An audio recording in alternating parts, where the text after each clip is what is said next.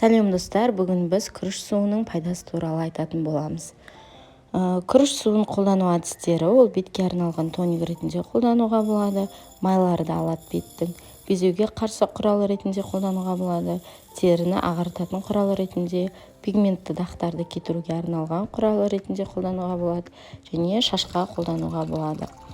Енді күріш суын дайындау әдісімен бөлісетін боламын. Осылай күріш суын алып аламыз да, күрішті алып, бірінші оны жақсылап 2-3 рет жуамыз.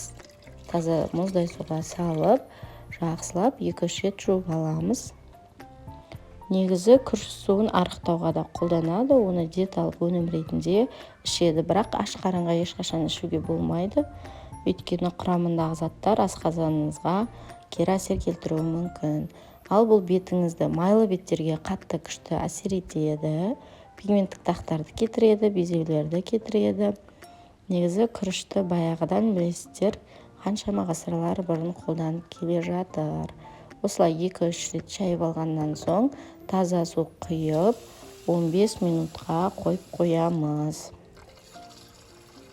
15 минуттан соң осындай өзі аппақ болып суымыздың түсі өзгереді.